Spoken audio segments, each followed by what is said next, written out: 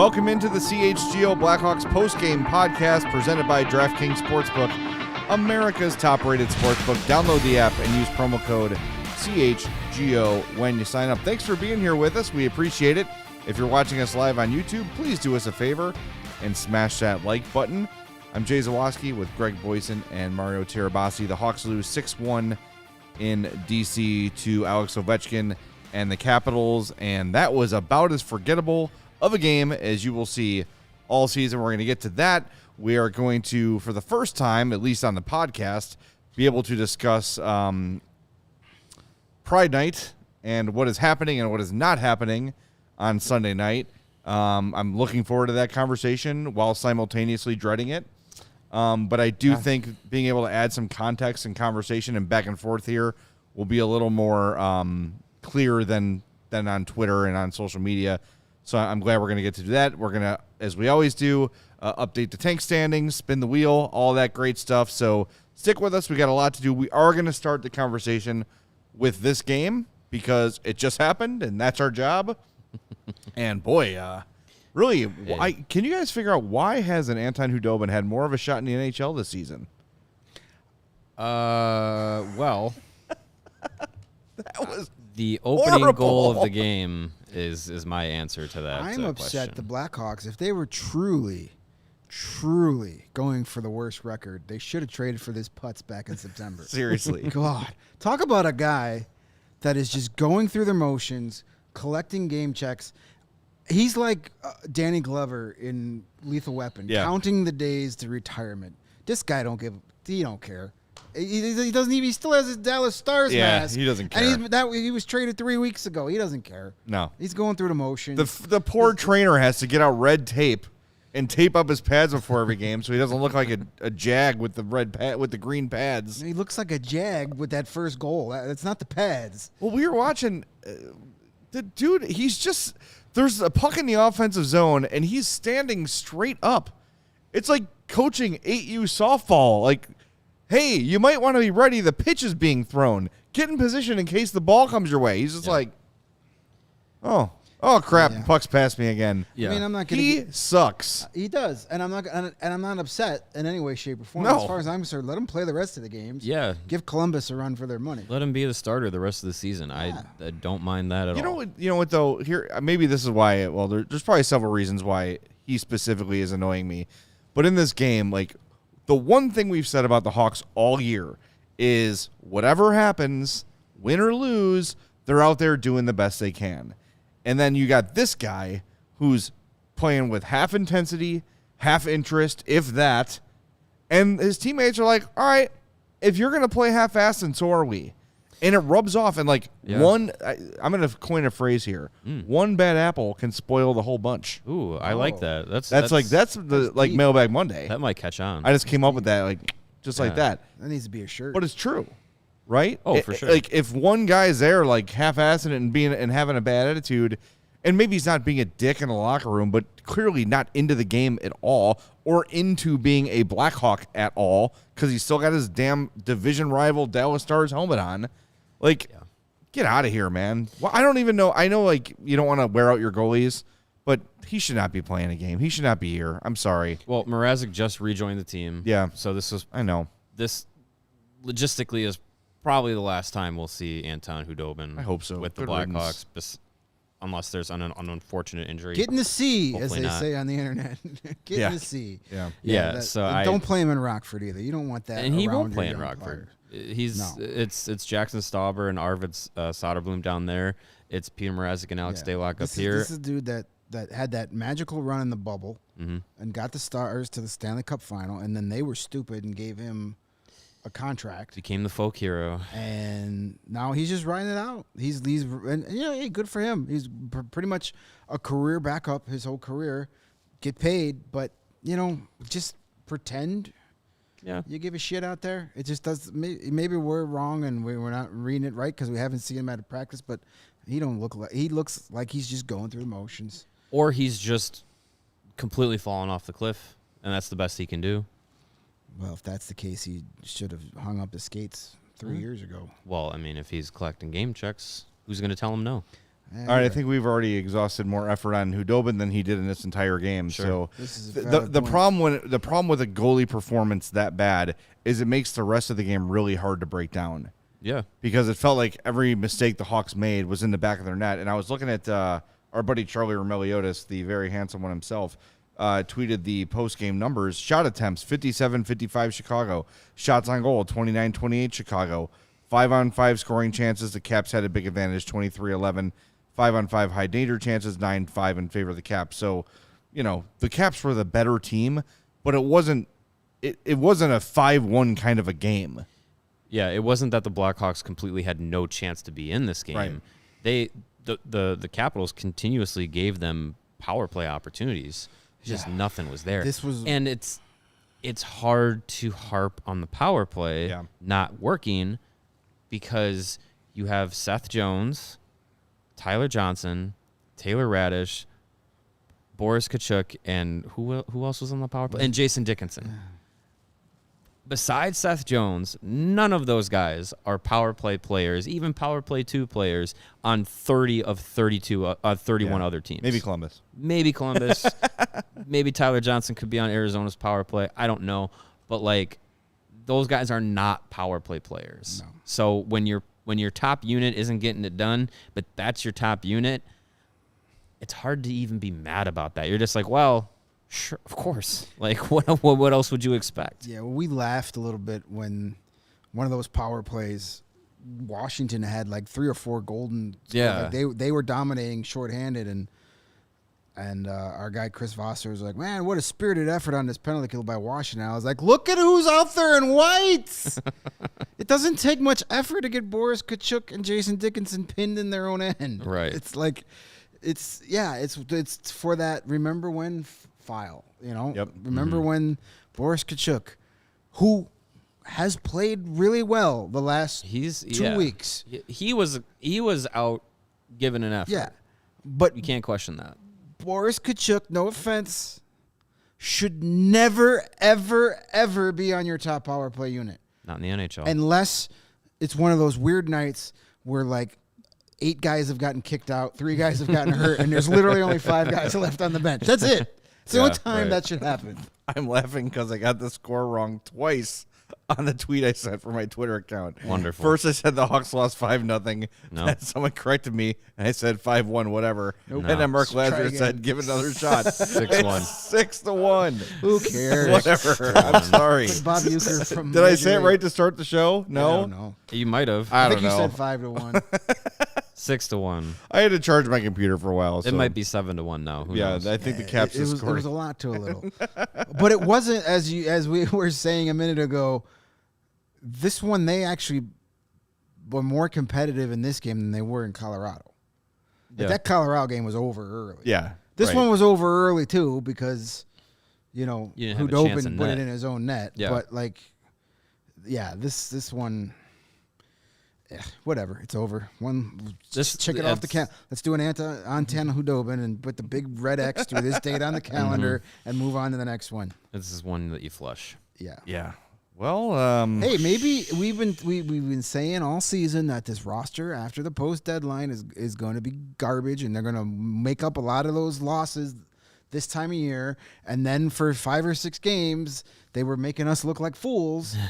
But now everything is kind of evened out, and this is exactly what this roster should be producing. Coming back down to earth for sure. Yeah. There's only so much chip on your shoulder. We're going to prove you wrong energy that and there's that can only go. so many times teams are going to underestimate you. You know, NHL teams watch other NHL teams. They're going to be like, all right, just play hard in the first period, and you're probably going to come out with a win. Right. Boston underestimated them. Colorado did not. No. And Well, the they Capitals did, did or not. they did 6 weeks ago and learned their lesson. Yeah, but I'm Yeah. saying. Yeah, recently. exactly. So the word is out. If you play hard in the first period against the Blackhawks, you're probably going to win. You might get out to a lead, and you might not have to worry. yeah. Some not great news aside from the 6-1 score in this one and the existence of Anton Hudobin. Philip Kurashev left the game in the first period after taking just a kind of a fluky hit from Tom Wilson, not a typical Tom Wilson hit where he's trying to kill someone. and he left the game, did not return. So we're keeping an eye on the news coming from DC about some sort of status update on Kurashev. That's a guy you wouldn't want to see get hurt. I know there's only a few games left, but if it's anything major, you don't want anything to offset his offseason. No. You want to see him be 100% fully with a full offseason behind him next year because he's a potential important piece to the future of this team. Yeah, I mean, he's one of two young forwards that you can, put on the opening day lineup next year, and you never want anyone to deal with concussion or anything like that. So hopefully that's not the case, but yeah, we'll see. Hey, worst case scenario, if you shut him down for the rest of the year, that takes away your second best offensive player from here on out. It does. And then eventually Lucas Reichel will go back to Rockford. Yeah, and it helps the tank. Yeah. We're rooting for him to be okay, but if you have to miss the next 2 or 3 games because you're dealing with something minor, it's not the end of the world. Not the end of the world. We have been making a point after every game Lucas Reichel has played in to sort of talk about his game. Tonight he played 16:35. 2 shots on goal, 3 more shot attempts. He had a hit and nice. Only took 1 face-off, which he lost. Looking at the old blue lines, no Hawks were really great, but he was towards the bottom for the Hawks. Not a great game for him. There was one shift, though, where he was controlling the puck, got the puck back, created a nice scoring chance, was not able to get the puck on net, but sort of one of those – every game we're seeing a moment or two where you're like, all right, that was good. That looked nice. Yeah. And we talked about it the other day. He's starting to win some more board battles. He's just engaged in board battles a little bit more than usual. So that part of the game's coming around. And I think the last thing to come usually is the production. So, I have no problem with his game tonight. What probably wasn't one of his better ones. But, again, when you have a situation like you had tonight, it's so hard to glean anything because and at this point, that's the only guy other teams are worried about right now. Yeah. So he's going to be especially with Kurashev out. Right, he's going to be facing top defensive pairs, top defensive lines. They're not going to be worried about, what Buddy Robinson's doing out there. So they're just going to be like, hey, watch 27. That's the only guy that really has a chance to hurt us. Yeah, and Kurashev was out most of this game. Exactly. So his best line mate wasn't there, right. Wasn't available. Yeah, Kurashev played 2 shifts, 1 minute and 4 seconds of ice time. Yeah. So here's a quote from Tyler Johnson about this game via Ben Pope. It's a little embarrassing. We have to play a lot better. We're not sticking to our structure, not sticking to our system. We're just out there right now. We've got to compete and play a lot harder for each other. No, that's one of your team leaders calling out the effort. It wasn't. Even Hudobin aside, it was not one of their better efforts of the year. That's for sure. You did not see them as engaged as usual. And you wonder. I don't want to blame this entire thing on Hudobin, of course. But you're 10 minutes into the game, you give up 2 goals in less than 20 seconds, and you're pretty much know it's over. And both of them, one of them was a complete brain fart. Yeah, it was a complete fluff. The other one could have been saved. It wasn't anything tricky. Yeah, right. And then you're down 2 goals, and you have to come back on a team that is skating the legendary Trevor Van Riemsdyk. You have no chance. No chance. And two, the team fighting to stay alive in the playoffs. Like, they're actually out there fighting for something. Yeah, they're not mathematically eliminated. Trying to stay alive. They're going to need some help, but yes, and their mentality, and they were a team that got embarrassed by They lost to Columbus. They blew 3 2-goal leads and lost in overtime. It's not good. On home ice to Columbus. They got embarrassed. Yeah. So they were like, we're not going to do that again. All right. Should we flush this game? Should we do our 4 stars? Let's do our 4 stars of the game. We'll do our king of the game. You need to wrap flush it up twice just in case there's a floater. Yeah. I did a courtesy flush midway through the second period, so we're good. The number 3 star of the game, our old buddy Dylan Strome. 2 assists, 14:50 of ice time, 4 shots on goal for him. Dylan Strome has 38 assists on the season. Those assists would make him the Blackhawks' leading scorer. So that's that. Yeah, but he wouldn't be passing to Alex Ovechkin if he was here. So that's true. He would have that many. Number 2 star of the game is Nicholas Backstrom. God, no Blackhawks? Weird. A goal, an assist, 2 points, obviously. 17:34 of ice time. 2 shots on goal, 3 more shot attempts, won 58% of his draws. And your number 1 star, John Carlson, returning from a skull fracture. Oof. And if you want to lose your lunch or dinner, read about the details of that injury. No thanks. A goal, an assist, 20 minutes of ice time, 3 shots on goal, 6 more shot attempts, and 4 giveaways. Guy sucks.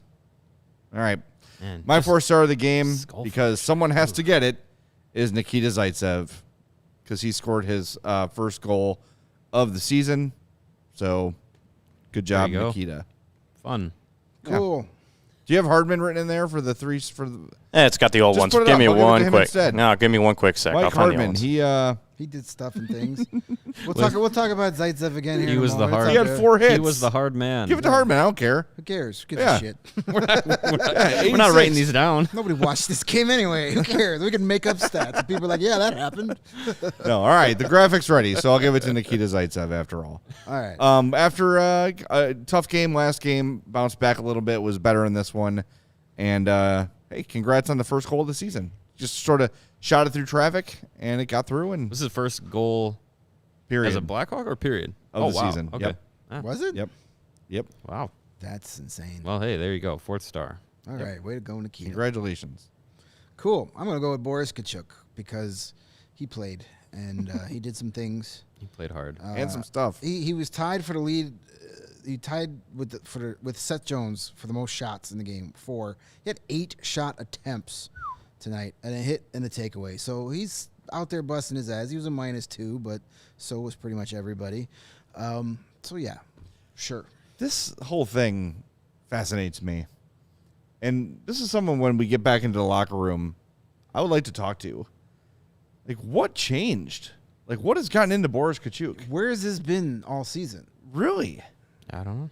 He's played his best hockey of his NHL career. I don't need to watch any film from him in Tampa Bay to know. Yeah. These last 2 or 3 weeks have been the best hockey of his career. Yeah. If you could bottle this and give me this 82 games a year, you've got yourself a decent fourth line Good fourth guy. liner. Yeah. He high energy, physical, can score a goal every once in a while. Obviously, power play specialist.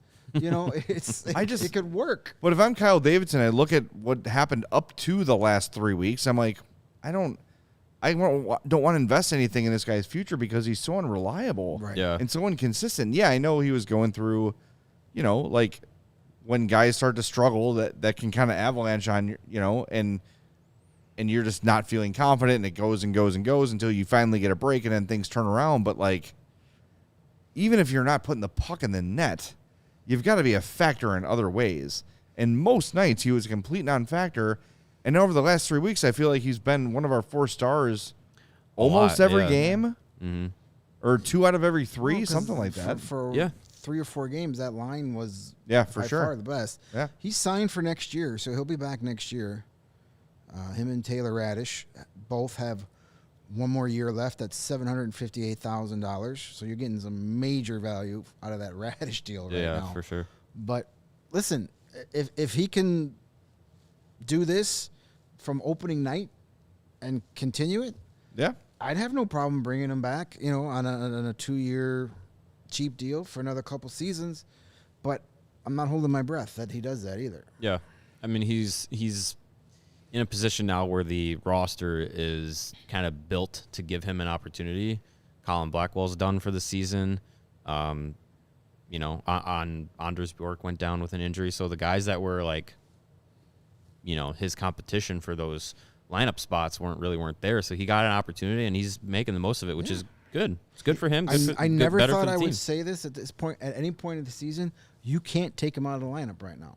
Even if someone gets back, you can't take him out right now. 6 points in his last 6 games. The previous 40 games he played, 6 points. Yeah. So he's doubled his point total in 6 games. I guess we needed It's a little Patrick Kane impersonation. Maybe he's getting traded to the Rangers now next week too. There you go. I guess all he needed in his life was a little Joey Anderson to get things on track. Don't we all? Hey, don't we all? My 4-star of the night is going to Jared Tenorti, solely for his hit on Tom Wilson. A clean hit, nice big hit, Confirmed. and didn't result in a fight after a clean hit, which was great to see. They tried, though. Yeah, Tom Wilson kind of bear hugged him after. I don't know if it was like Ovechkin hit him after. Somebody else hit him before. Yeah. Like 2 guys went right after him. Torney's like, get off me, man. That was clean. Yeah. Shoulder right to the chest. So good on Tenori for laying a big hit on Wilson. And, that was the impression he made on the game. There you go. Hey, anytime you put Tom Wilson on his ass, I'm a fan. That's a good thing to do. Biggest blue line of the night, by the way, Mackenzie Entwistle. Our guy. There he is. Great for him. Only his family was around to see it. If only. It's just sad. Well, Sunday night's Pride Night. If you want to go to the game, you can. Mario, where can people get tickets? You can get tickets through Game Time, the hottest new ticketing site that makes it easier than ever to score the best deals on tickets to sports, sporting events, concerts, and shows of all kind. Anything you ever wanted to go to, Game Time can get your butt in a seat for it, or on your feet if it's standing room only. But ever dreamed of sitting in a seat you never thought you could get, like sitting at the 50-yard line or courtside at a Bulls game or behind home plate of a Sox or Cubs game? Baseball is right around the corner. Make sure to hit up Game Time for all of your behind home plate baseball tickets. It's all possible with Game Time. The biggest last-minute price drops can be found on seats you thought you could never buy. Only 6 home games left for the Blackhawks this year, and you're not going to find a better deal this season on those tickets for Blackhawks games.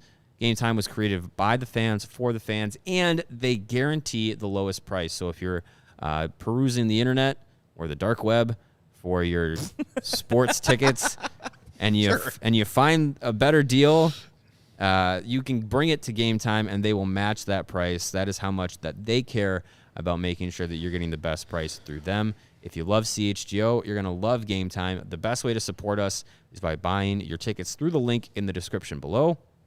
When you do that, you're going to be joining over 15 million people who have downloaded the Game Time app and have scored the best seats to all of the best events.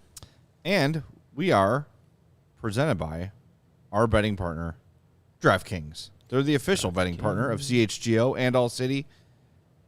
You got to get in on it. If you don't have the app by now, what are you even doing? They've got those awesome NBA no-sweat same-game parlays.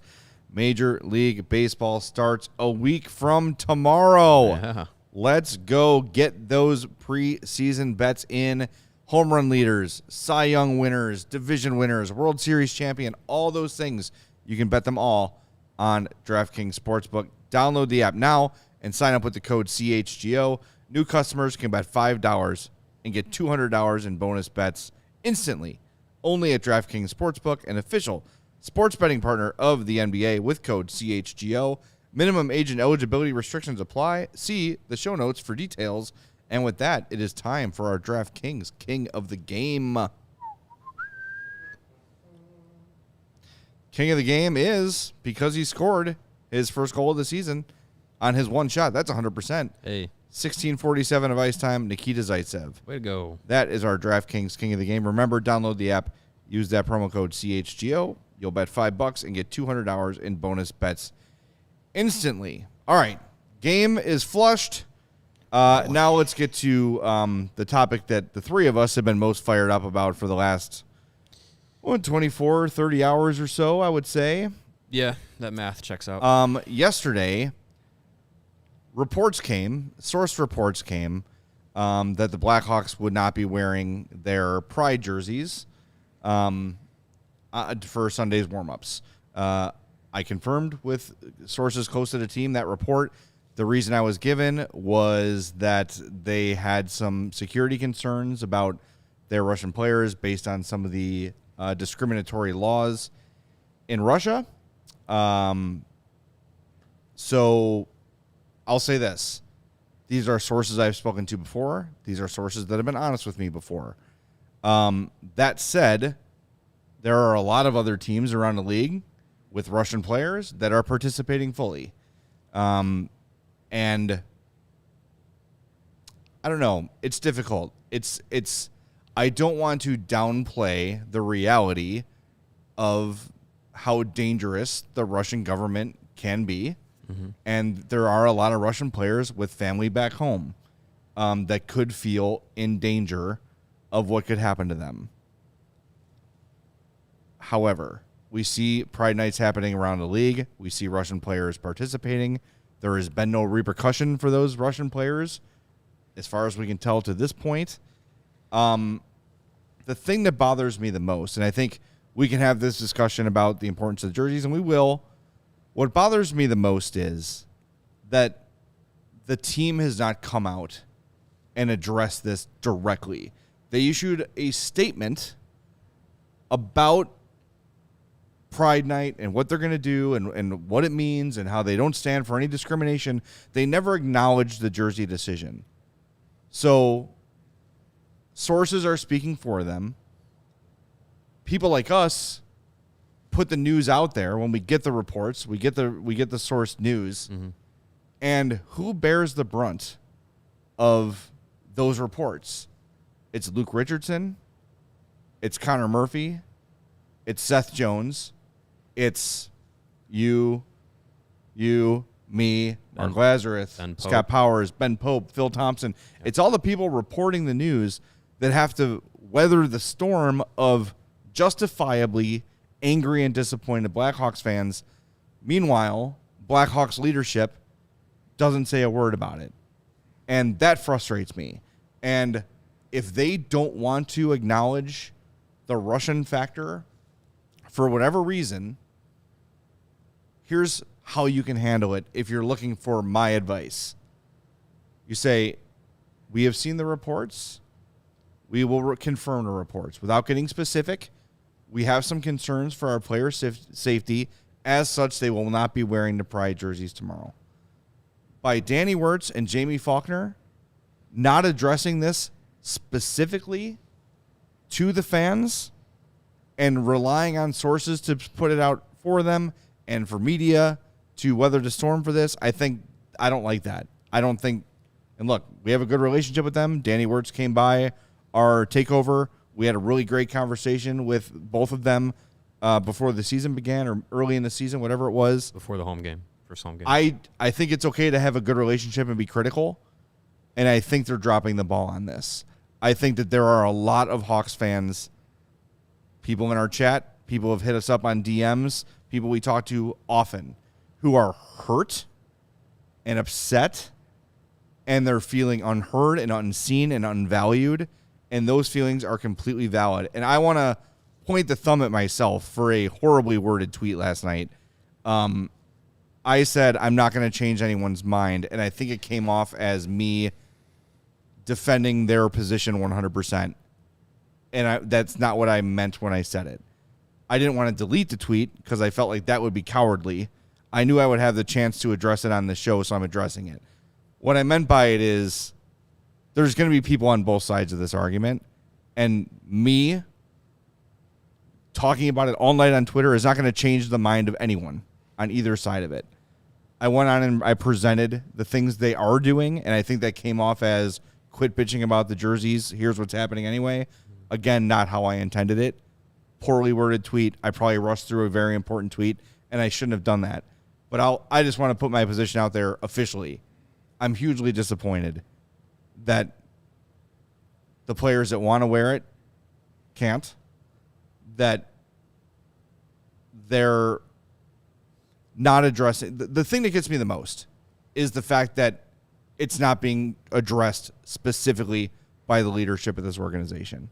That, to me, we can argue till we're blue in the face about should they, shouldn't they, is the Russian thing real, is it not? I think some of it's real. I think it could also be a bit of a cop-out. I don't know the reality of it, okay? But it would be arrogant for me to dismiss the Russian factor because I don't know. Maybe one of the Russians said, I'm really scared. I'm really scared. And that's the difference, right? If Nikita Zaitsev or Anton Hudobin or Philip Kurashev said, I'm worried about my family if we do this. And the Hawks, with their new philosophy of doing right by their players, said, okay, we hear you. And maybe no one on the Sharks said that. Maybe no one on the other team said that. Fine. But regardless, it has to be addressed by the people at the top. It can't be left to sources to share the story and share it kind of vaguely and just give you there needs to be a Q&A. There needs to be follow-up things that can be reported on. And it's, I don't know, that is what is frustrating to me. So this all comes out while they're on the road. Yeah. their next home game is Pride Night, and this didn't even occur to me until Greg, you mentioned it tonight. They play Saturday. It's probably no morning skate. Fly home and play Sunday in a 5 o'clock game. There will be no morning skate. So I don't know when the next availability would be for the front office or Kyle Davidson or Jamie Faulkner, Danny Wirtz, whoever, to address this from an organizational standpoint. And I think that is a huge missed opportunity to do something in this situation that would be the right thing to do. I don't think the right thing to do is not allow the players who want to participate in wearing the warm-up jerseys, which you can say is a small thing. Oh, it's just a jersey, but it's not. To the people that are part of the LGBTQ plus community, it's the most visible part of sports teams and NHL teams doing Pride Nights. That's, I think, one of the more important things to that community is the visibility and the representation. Everything that the Blackhawks are doing with their charities, their community work, their initiatives, all the events that are still going to happen on Sunday night, you don't take anything away from that. Those are all still very important, and those are all still things that the organization is investing in, and that's great. I think what I understand from seeing things online, talking with people that are in that community, it's the representation of those teams, those players saying, like, we have your back. You are welcome to be a part of the NHL experience as a fan, as a player, whoever it is. And I think it's a huge slap in the face, kind of, to that community, when it's not just the Blackhawks, it's the Flyers, it's the Rangers, it's the Wild. It's continuously this year happening in the league, and it's just a huge step back. And I don't like the decision to pull out of wearing the jerseys. The concerns over what could happen to, the people in Russia and whatnot. I can sit here and say, well, I don't believe that, blah blah blah. Those could be legitimate. I'm not going to say that those can't be legitimate. But to me, it just seems like if you're worried about what could happen or ramifications or anything to your Russian players because of the Pride Night jerseys, wouldn't it be more offensive to host a Ukrainian heritage night or to honor, people of Ukraine, which they did just 2 weeks ago? Well, also you see military appreciation nights all over the league, and Russian players are comfortable wearing military fatigues for the U.S. Canadian military. There's a disconnect there, and there's a lot of people in the chat, and Elton V has a $5 super chat, so I'll acknowledge it. I love your podcast. You're all literally bashing the Flyers comments about a similar situation. Why not keep the same energy about our team? First of all, we've been nothing but critical of the Blackhawks since the show started, so I'm not sure what you're listening to, but the difference with Provorov and the Hawks is the Flyers still wore the jerseys. The Flyers wore the jerseys, and Provorov said, my choice is to stay true to myself and my religion. That's all I'm going to say. The sources I spoke to yesterday said no one came to them and said, I have a problem with this I have a problem with this because of my beliefs. From what I was told, and every other reporter that apparently talked to similar sources said it was a security concern. It was a fear for safety. The comments today from Luke Richardson and Connor Murphy before the game indicate that this decision came without consultation from the team. I don't have the quote in front of me, but I believe Richardson and Murphy's words paraphrasing here, where basically this decision was brought to us. We found out about the decision before we had discussions with the decision makers about that. And that's the sense I got from Murphy and from Luke Richardson. And Murphy, if you saw what he had to say to Mark Lazarus a few days ago in The Athletic, very pointed, very confident that everybody defiant. Defiant. That's the word I was looking for. Very defiant that everybody in the locker room was on board to wear the jerseys, that they were going to wear it. It was something that is important to the players in that locker room and that team. And Laz asked him, like, have you had these conversations with the guys to know that that your statement's going to ring true? And he said, Murphy said, I don't need to have these conversations because I know these guys in the locker room. I know this is something that we're going to do. And you have to take what Murphy said to heart, because besides Jonathan Toews, who's not currently playing but still around the team, Murphy's the longest tenured guy on this team. Yeah. The guy who's been in the locker room the longest. So if there's anyone currently on the active roster that would know the locker room, it's him. And for him to have those sentiments and those thoughts, those feelings, those words, and then to have it now, just a few days later, completely pulled out from under him and under the team, it appears. I think that's the wrong decision. The San Jose Sharks had a situation with James Reimer not wanting to wear the jersey, and the Sharks did a tremendous job of saying, look, this is what we're doing for Pride Night. This is how we're using our platform to educate people on social media. The jerseys were great. All the players besides Reimer wore them, and they did a fantastic job. And no one harped on the Sharks for the way that they handled it. It was Reimer. That was it. They made him go out and face the media. Tonight, the Florida Panthers had their Pride Night. Their jerseys were great. And Eric and Mark Stahl said that we don't want to wear it because of our religious beliefs. The rest of the Panthers went out and wore the jerseys, and Pride Night went on without them.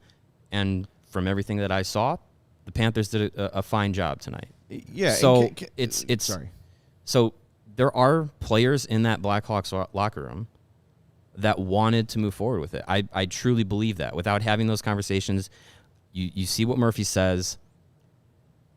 I truly believe that there are players in there that would have still worn the jersey given the option. It just seems like they weren't even given the option. And that is one of the big problems I have with this. Yeah. And, I know there's some people in the chat that are saying, let people make their own decisions, do what they want to do. They shouldn't be punished for that. Imagine if Seth Jones or Evander Kane or Wayne Simmons or name another black player decided to not wear the military appreciation jersey. Right. Or like law enforcement night, first responders night. Hawks wore first responder jerseys just a couple weeks ago. Look at what happened to Colin Kaepernick for kneeling during an anthem and expressing how he felt about things at the state of the country at that time. It would be a completely different response. Absolutely. It would. Right. The last 36 hours has been extremely frustrating on many levels. It's disappointing, the Blackhawks decision. Now, if there are legitimate threats or a player feels threatened or a family threat, okay, those definitely need to be taken in consideration. And if that's a legit reason, while disappointed, and there's probably ways to get around it, it is what it is.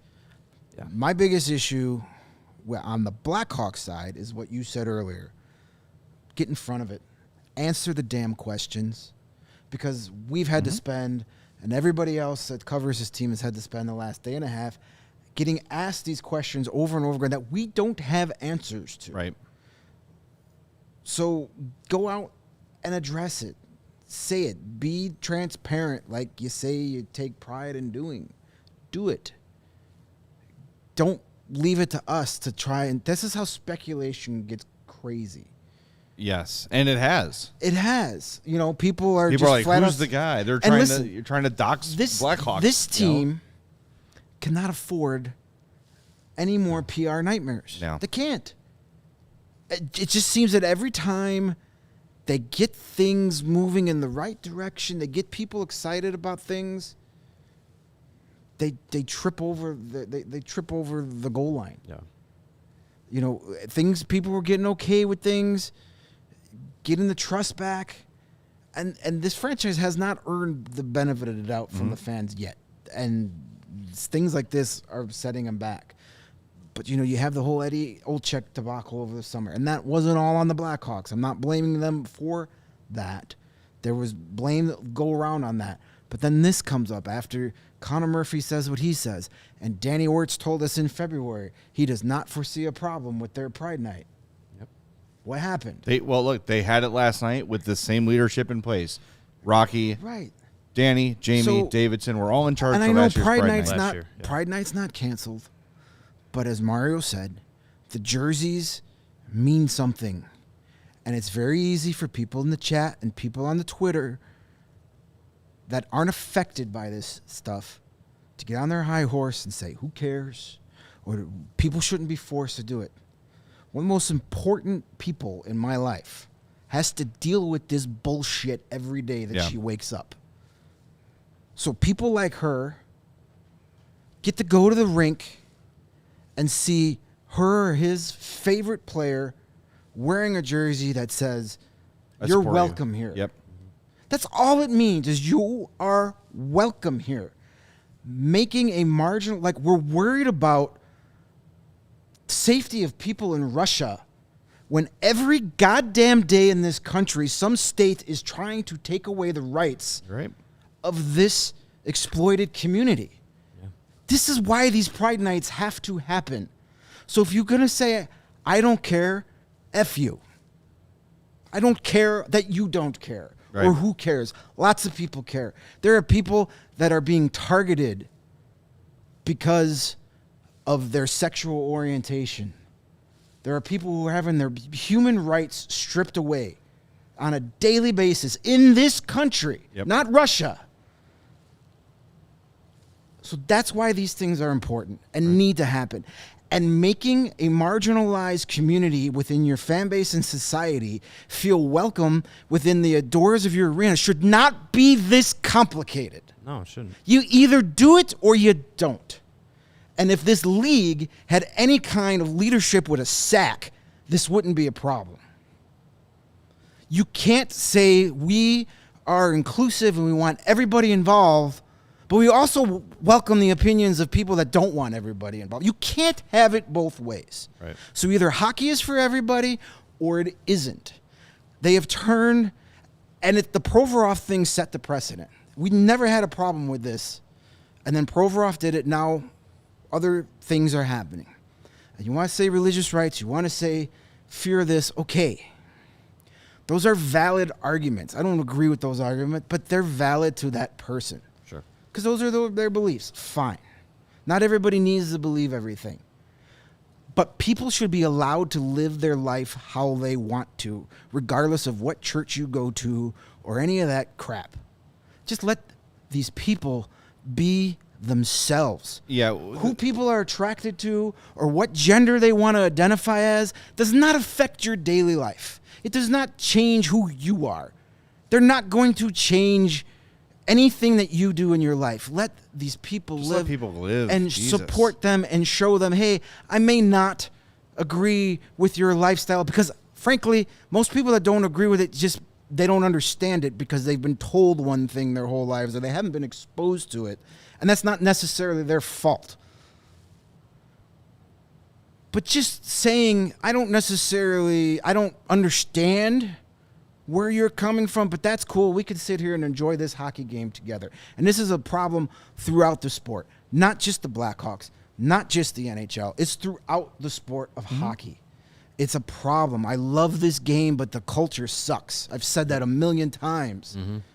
But maybe it's time for the NHL to get some leadership to just make a damn decision one way or the other on this thing. The leader we have now, all he does is care about living in this fantasy world that hockey's going to work in Arizona one day. You've got 3 decades of numbers that say it's not. Move on. How many outdoor games you want? How many shitty retro jerseys are you going to give us? Those aren't the things that are important. 31 years Gary Bettman has been in charge of the NHL. That's too long for anybody to be in charge of anything. That's true. So just let's get somebody in there that listens to the fans, all the fans, listens to the players, instead of just making sure his 32 bosses are happy. Yeah. I know getting on into a Gary Bettman rant, but he could do something about this and just instead of saying, we want everybody to be included, but we also want to have everybody have their own opinions, even if they're counterproductive to inclusion. Like, you can't have it both ways. So just don't do it at all. Don't pretend you give a shit if you don't. Right. Exactly. I mean, the argument can be made that all of these cause nights are performative, and maybe something more needs to happen. But Brad, you can turn off the show anytime you want, pal. Yeah. And someone in the chat, I don't want to acknowledge them, said, "Can someone name me one piece of legislature that's affecting LGBTQ people?" Dude, here's the ACLU website. The ACLU website is tracking 430 anti-LGBTQ bills in the United States. 430 bills in the 50 United States. The American Civil Liberties Union is tracking right now. So there you go. Kevin, you can just boot Brad. That's cool. Go scratch. Yeah. I just look. We're trying to have a conversation here, and if it's upsetting you and you're not understanding, what we're trying to say, I'm just asking that you open your mind and not just digging your heels on it. I grew up in an area that was not very tolerant of different people, and people, you can change, you can evolve, you can find your own way, you can meet people that are different than you, and it's okay. Like, it's okay. Like, don't be scared. Like, just listen to people. And it's, Greg has someone close in his family who, like he said, deals with this stuff every day. Like, name these human rights being stripped away, says Pete in the chat. Like, Google it, man. Take your head out of the sand and pay attention. 430 dude. Anti-LGBTQ. Just because it doesn't affect you. There's a very famous bill in Florida called "Don't Say Gay." Like, honestly, like, what are we talking about here? Come on, we're talking about marginalized peoples. You're actively not paying attention if you're asking that question, right? Or they're watching Fox or you don't News. give a shit. Yeah. That's the other thing. It doesn't affect me, so it doesn't affect me, so why should I care? Exactly. 2 ounces of empathy from everybody in this society would make this world a better place. It'd be a lot different. It just, Look, Go ahead. No, I've rambled on enough. I've made my point. It's just these last day and a half has been so frustrating, and then it gets compounded with the Stahl brothers, and they're sorry. It's a BS excuse. You can't pick and choose the parts of the Bible you want to adhere to. Yeah, I'm sure it's frustrating. Like you said, Greg, I'm sure both Stahl brothers were virgins at their wedding. If they're devout Christians, they were. Yeah, Mario, you said they don't wear 2 different kind of fabrics at the same time. Can't wear clothing made of 2 different fabrics, and you can't work on the Sabbath. So whatever weekend games. So yeah, he skips every Sunday game, right? Yeah. Yeah. So I mean, it's just frustrating, and I know this conversation we're having is not probably changing anybody's mind based on some of the comments in the chat, but it needs to be said. And for the people that say, why do we need to have Pride Nights? When's heterosexual Pride Night? That's every fucking day. 364 days a year. All right? Year. Like, there's a reason these things need to happen. You had it when they marched out the hot female of the center ice and played the stripper song for 50 years at Hawks games. Yeah. There's your heterosexual night. It's a simple fact of just letting people be who they're supposed to be. Why does it bother you? Live your own life. When your life is perfect, you can start to criticize other people. Until then, focus on your own yard. So that's it. I mean, here, this guy, Marxist teachers talking about sex to kindergartners.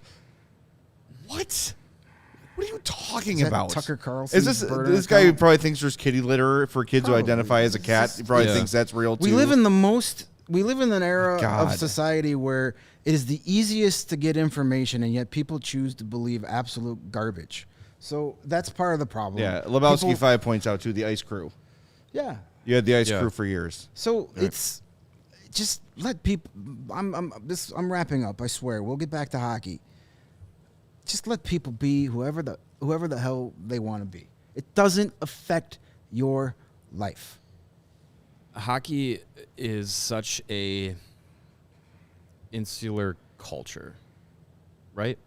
Like it's dominated by, you know, it is a white, male, wealthy, dominated sport. And what we're hoping for is the growth of the game and the visibility of the game and the accessibility of the game, because the game, we all believe the game is so great that everyone should be able to enjoy it. And the accessibility as a fan, as a player for hockey has to be some of the worst of any sport in the world. You know why soccer is the #1 sport in the world? Because really all you need is a ball and something to kick it at. Yeah. You want to play youth hockey? Shell out $500 before you even sign up for the program, because you got to outfit your kid. Yeah, thousands of dollars. Yeah, and then they keep growing. Yeah. And they keep playing, and it is so expensive. So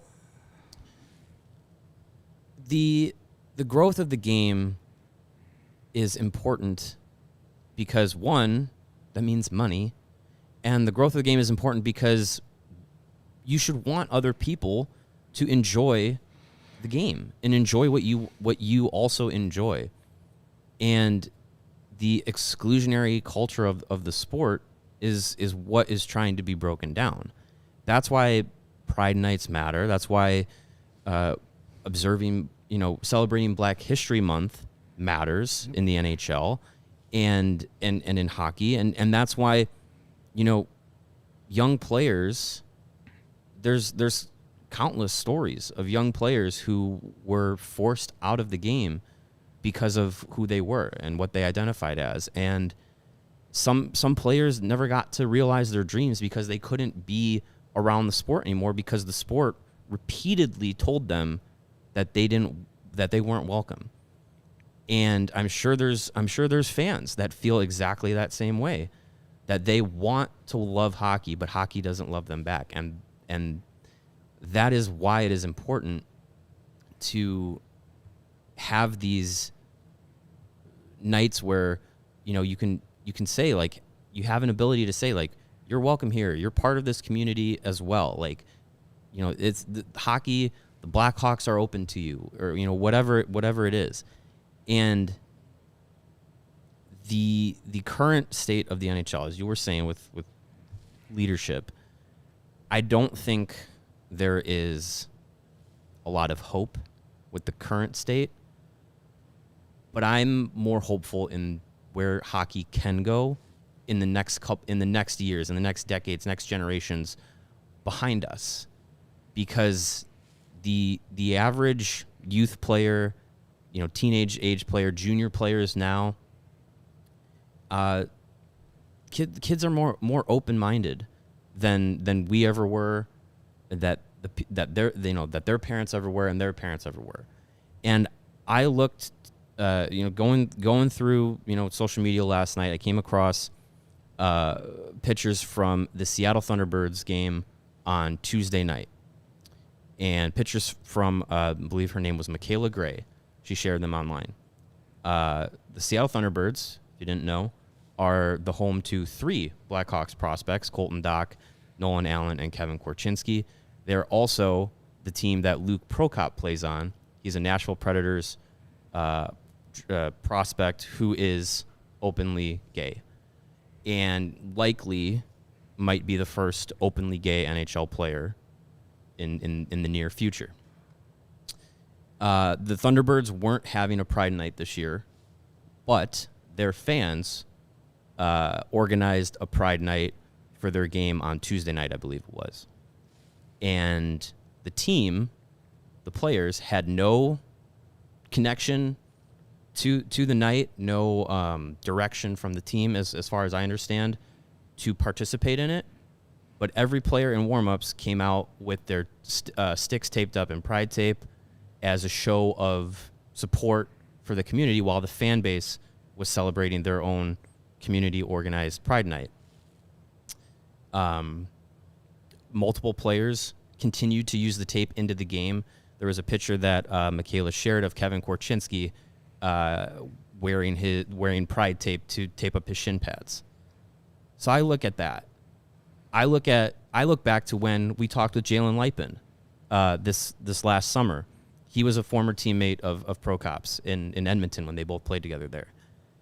And what he said about being teammates with him, they don't see him as, oh, he's a gay hockey player. They see him as, yeah, teammate. He's a teammate. He's a friend. He's a person. The humanization of people in that community, like you said, Greg, with all and Jay and bringing up the legislations, all those things are dehumanizing that community. Yep. So what Pride Nights can do in hockey and in the NHL is help represent that community, humanize them.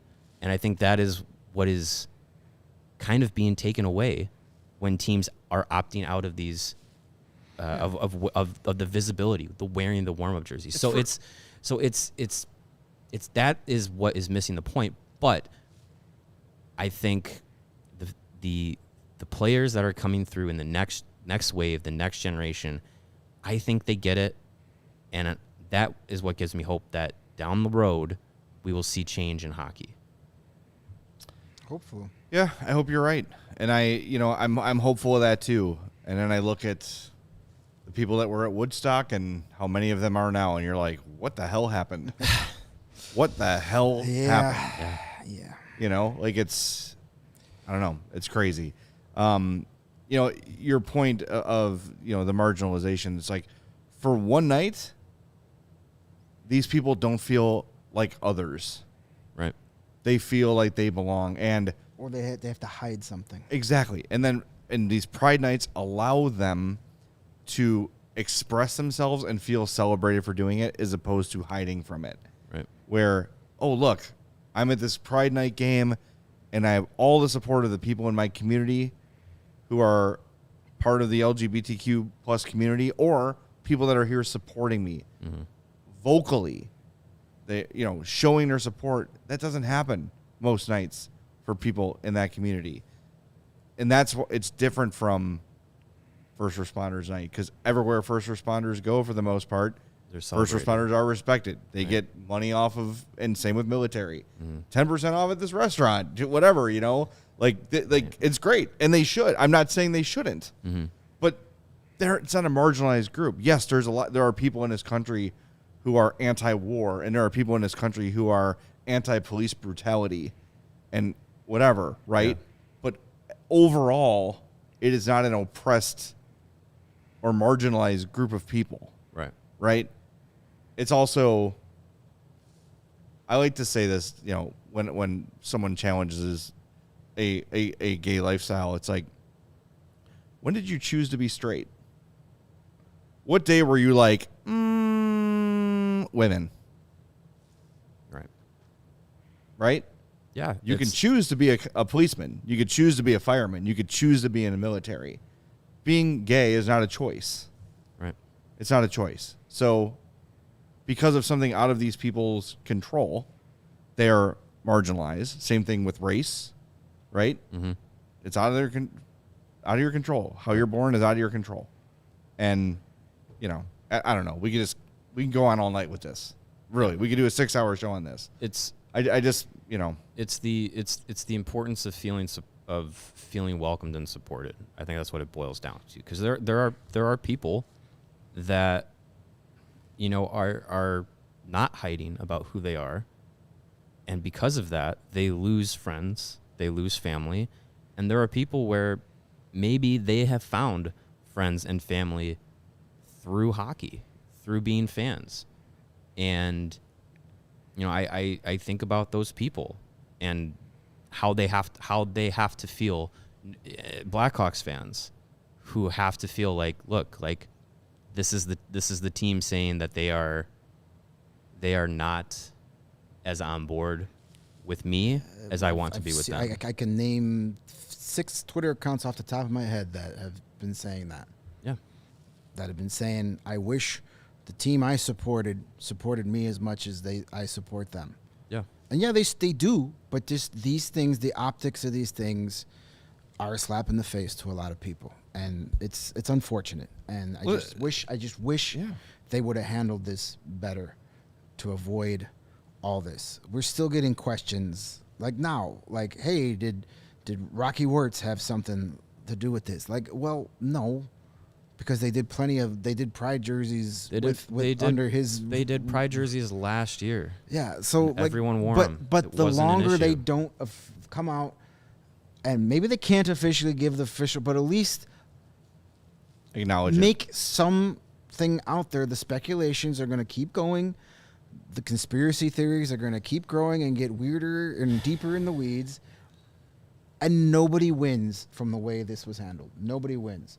No. The people who were looking forward to the jerseys are disappointed and hurt. And the Blackhawks don't come off looking good. Nobody wins from this situation. I just wish it was handled a little differently. And from there, we got the Minnesota Wild on Saturday. Can't freaking wait. Well, cool.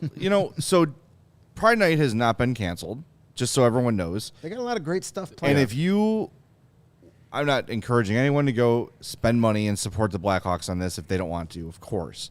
But if you want to go to Pride Night and express your support, it's easy to do. Game Time is a place to get tickets. It's in our link in our bio. There are a lot of cool things happening at Pride Night that you should know about. Yesterday, they had an employee learning session with You Can Play. The team was on the road. I'm not sure how that worked. But it's probably people that work for the team, front office, had meetings. So game day from 1:30 to 2:30, the Chicago Gay Hockey Association has a family skate at Fifth Third Arena. There's a fireside chat hosted by Megan Hunter, who's assistant GM, and Brock McGillis. That's on March 26th from 3:15 to 4 in the Skyline Room. Pre-game, there will be live entertainment from DJ Vernimal, a member of the LGBTQIA plus community, and the Chicago Gay Men's Chorus will perform. They're also going to perform during the game, and during intermission, the Chicago Gay Hockey Association will showcase their skills in a competition. So that's not it. There's a bunch more going on. So there are Pride Night festivities happening. A bunch of things going on in the atrium before the game as well. Yeah. The Blackhawks, when they do these kinds of events, do them well. They plan the events well. So it is more surprising and disappointing that something like this seemed to be handled in a poor manner. Yep.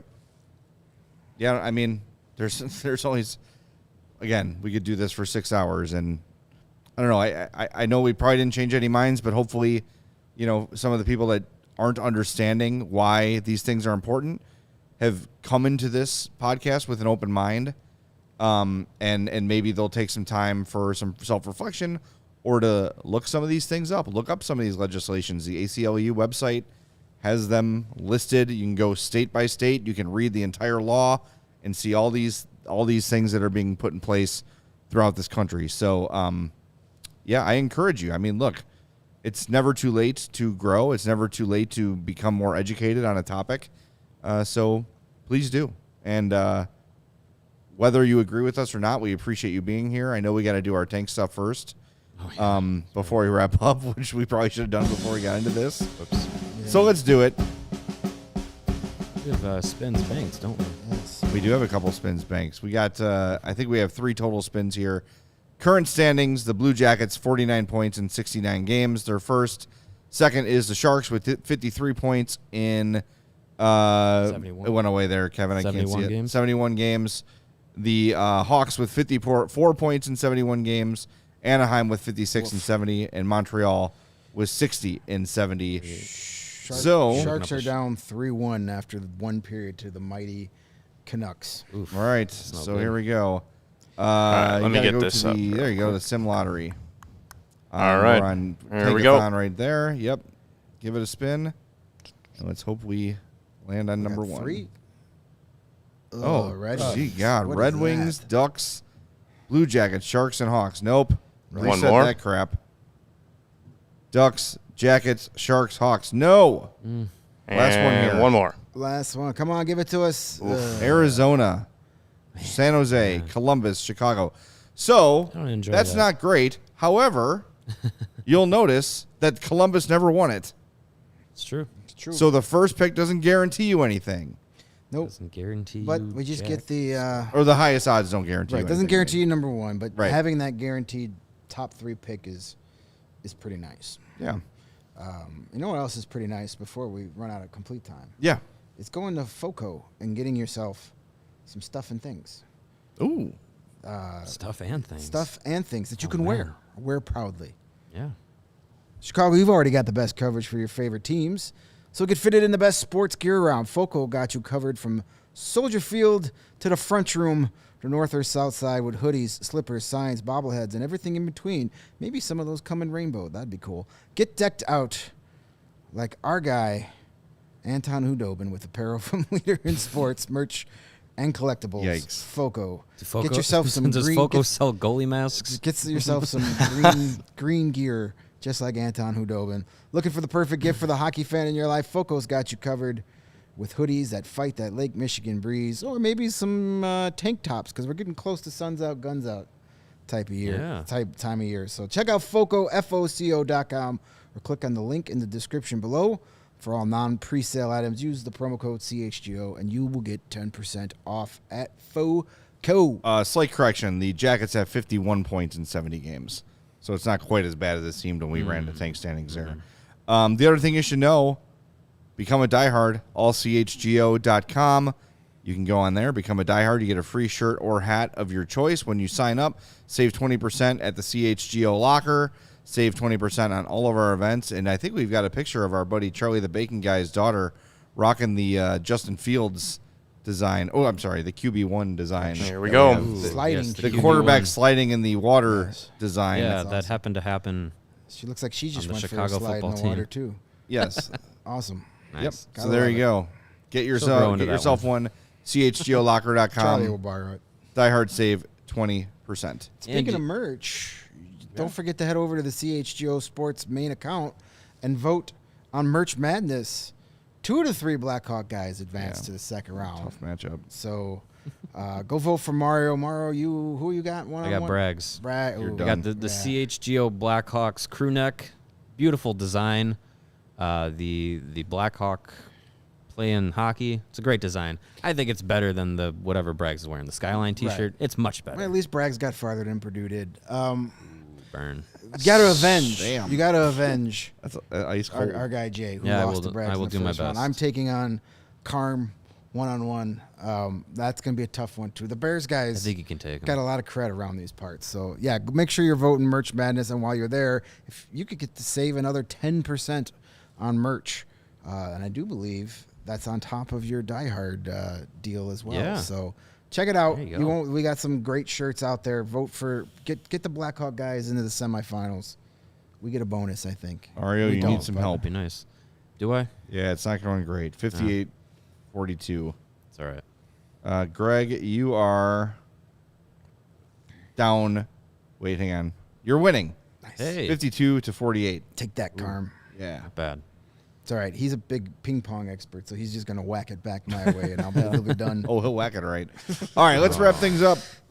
Thanks, everybody. Thanks for tuning in. To those of you that were civil in the chat, we thank you. For those of you that weren't, get bent. We'll talk to you Saturday, post-game on the CHGO Blackhawks Sun will podcast. still be out.